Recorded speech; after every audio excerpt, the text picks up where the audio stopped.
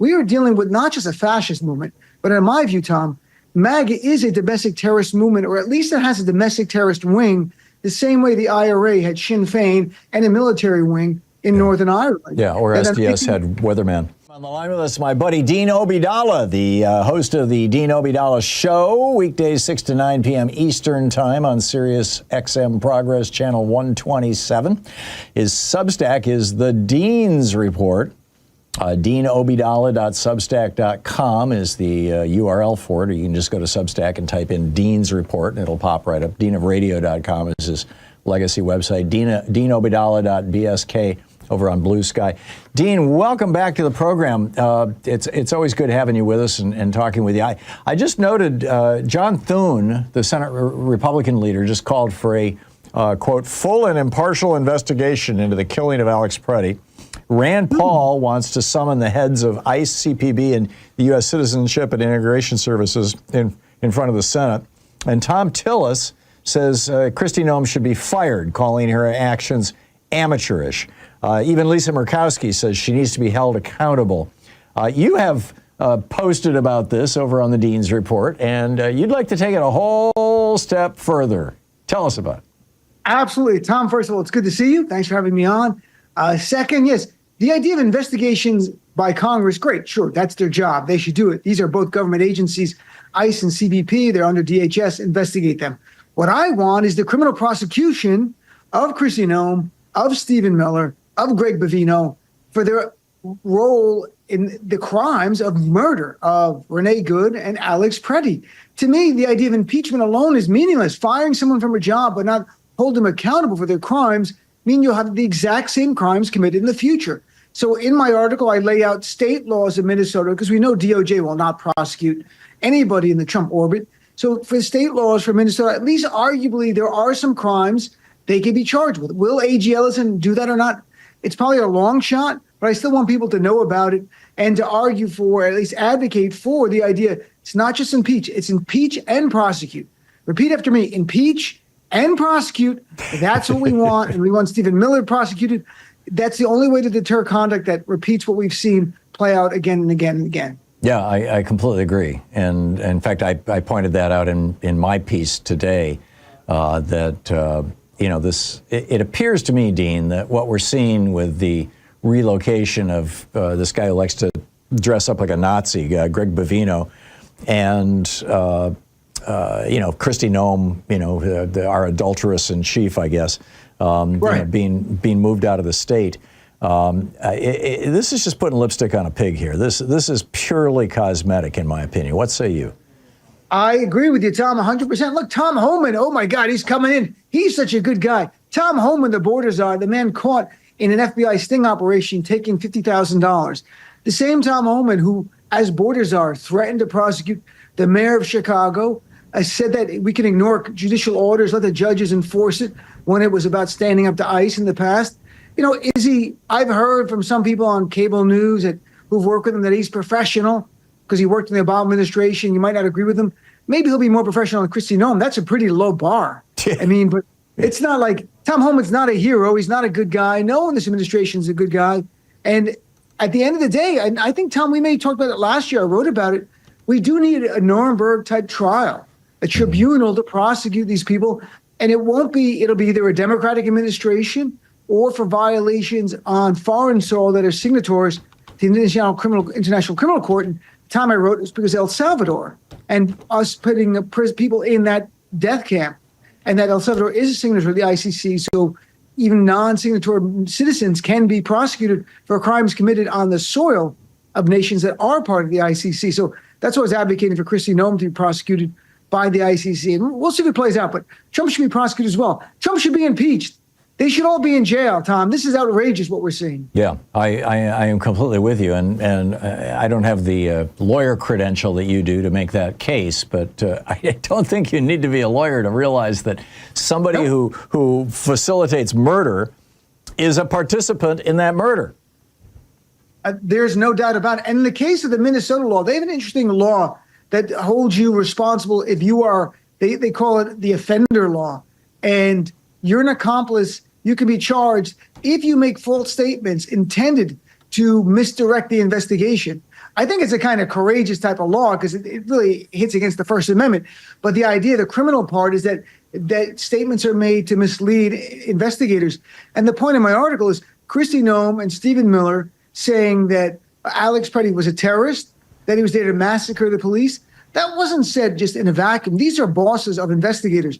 They are telling them, don't investigate. They were saying the shooting's clean and that the guy's a terrorist, so forget about it. So to me, they were trying to mislead the investigators on the state grounds as well as the federal grounds. So I think there's an argument to be made. Will Keith Ellison or the county prosecutors charge? Unlikely, but I want people to be aware that there is a potential for that. Yeah, and I think they should. I absolutely do. Speaking of sending Republicans to jail, we're talking with Dean Obeidallah, who has the Dean's report over on Substack, deanobeidallah.substack.com. You have one from January 22nd. Jim Jordan from last week. Jim Jordan should not be Judiciary Committee chair. He should be in jail for his role in Trump's attempted coup. Tell us about this. Sure. I think you're seeing a theme in the way I approach Republicans. I think so, yeah. Lock them up. Look, I'm not mimicking Trump yelling, lock him up about Hillary. Again, for Jim Jordan, the reason I went back and revisited an article from 2 years ago that was based on the January 6th report. In the January 6th report, in writing, there was no member of Congress talked about more as playing a role in the effort to overturn the election than Jim Jordan. And I don't mean he just went on Fox News, Tom, and lied. Jim Jordan organized conference calls with Trump on it, with other people to overturn the election. He spoke to Trump on the day of January 6th. He spoke to Mark Meadows, telling him what Mike Pence should say on January 6th. What Jim Jordan did was agree with Trump on the illegal goal and then take overt acts in furtherance of that. That's a definition of a criminal co-conspirator. Jim Jordan should have been charged. Again, you shouldn't charge people. They go on TV and lie about the election stolen. That's not criminal. It's scummy. It's not criminal. What Jim Jordan did was help Donald Trump attempt to achieve his illegal goal of overturning the 2020 election. Jim Jordan should have been charged, absolutely should have been charged. And it's sad that the DOJ was too timid. Yeah. It's really quite remarkable. What's on the top of your mind right now, Dean? We're talking with Dean Obeidallah, my SiriusXM Progress Channel colleague here. Right.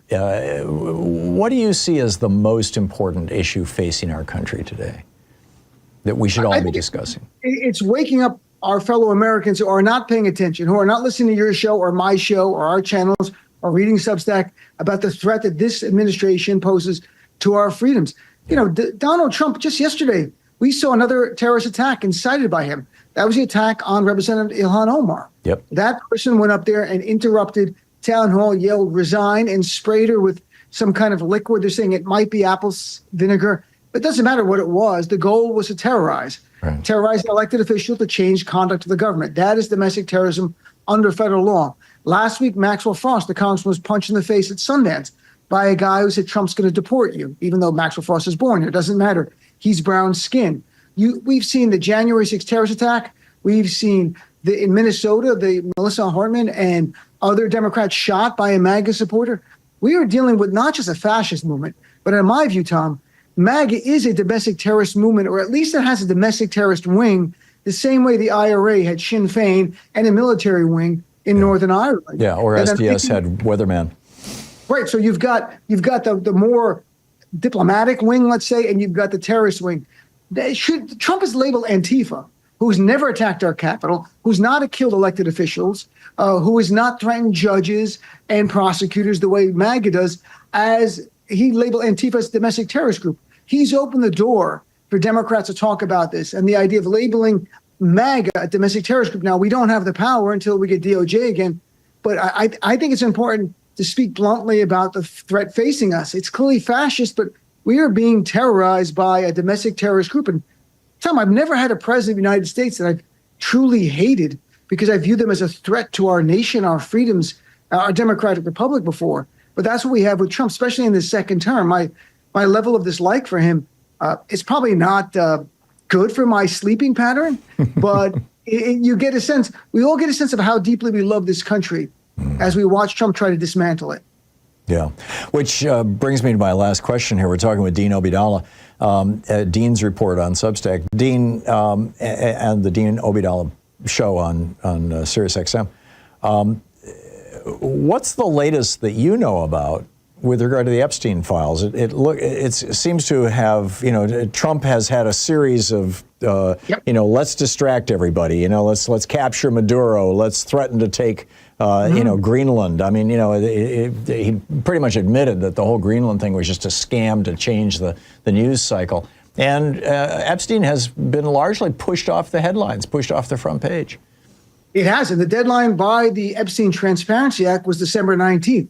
So DOJ gives us some documents. They're holding, we're talking about less than 5% of the documents, according to DOJ. Millions of documents. Whatever is in there right now, it is damning to Trump or Trump's buddies, his funder, right, or both, that they are slow walking this.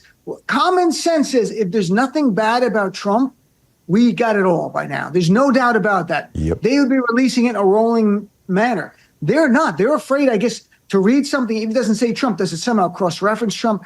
Is at the very least having Trump at more events with Jeffrey Epstein and his good friend Ghislaine Maxwell was very close to Donald Trump. Him and Ghislaine were buddies. Yeah. Donald Trump's been already caught lying. So whatever's in there is bad. We get it, and they're hiding it from us in violation of federal law. But the federal law has no teeth. There are no penalties, so good luck enforcing it. It's just a charade. Yeah. That law was well-intentioned, but it's a charade because there's no teeth. Yeah, and who else was a good friend of Ghislaine's and Jeffrey's was Melania, and apparently the airlines are refusing to carry her movie as in-flight entertainment because they're afraid that people will try to open the airplane doors to get out. That's the only way I'd watch that movie is if there's a scene where Melania gets deported by ICE. I would watch that, but barring an act of deportation by... I'd like to know about that Genius. She got the Genius visa. She's in the United States because she's an Einstein-level quality genius. Well, and I'd like to know if there was ever an investigation into when she was working in this country, wink, wink, without legal permission. So I don't know. We'll see. But FBI is investigating Fulton County right now. They're raiding the election place. So again, it doesn't end Trump. It doesn't end. It never ends.